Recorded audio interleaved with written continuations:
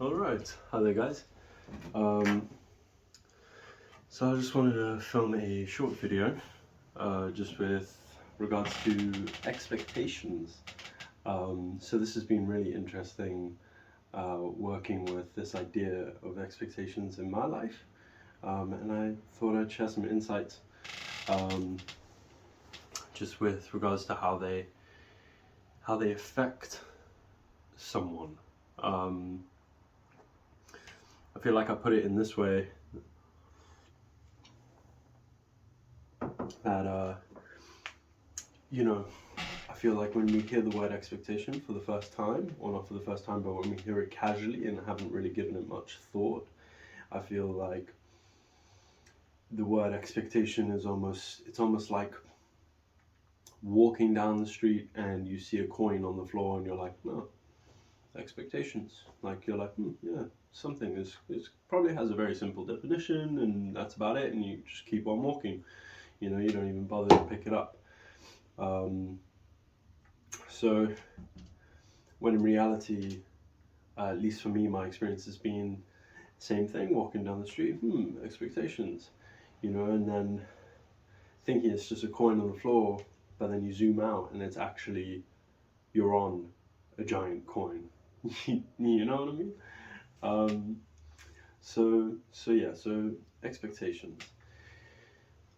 Let's start with maybe I define expectations as what we have been conditioned to believe should happen, whether it's regards to ourselves, our achievements, our lifestyles, other people's actions.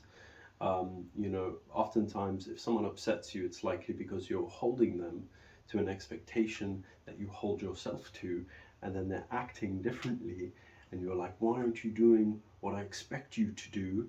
And really they're just doing them. And at that same time, I bet you're not considering, what do people expect me to do? Should let me conduct myself in that way.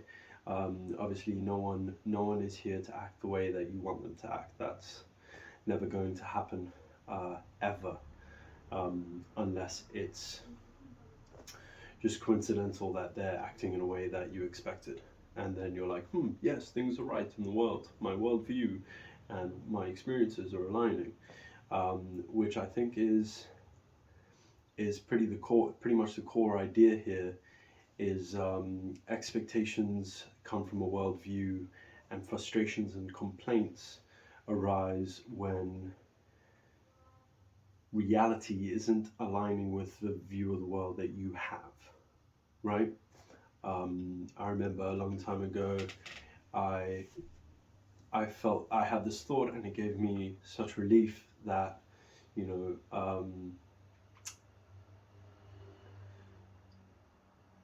letting go of the idea that there is some inherent goodwill woven into the fabric of the universe and into the fabric of consciousness, that everybody surely deep down, right, wants to do well.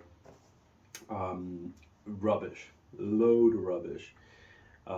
Really, I think a source of a lot of people's pain and suffering is stems from having expectations of the world, and stems from having expectations of other people, when in reality you can't control any of that. You can't control other people, and you can't control the world. You can't control capitalism. You can't control um, the ozone layer getting a new hole in it every day. There's things that you can't control, and the only thing you can control is yourself. So I would focus solely on, okay, what are my expectations of the world? What are my expectations of myself? And where have I learned them from? Your parenting, your society, your culture, your upbringing, your friends who you surround yourself with. All these people are going to create, like, uh, all these external influences are going to create subconscious expectations of the way the world should be normally, the way of what normal is.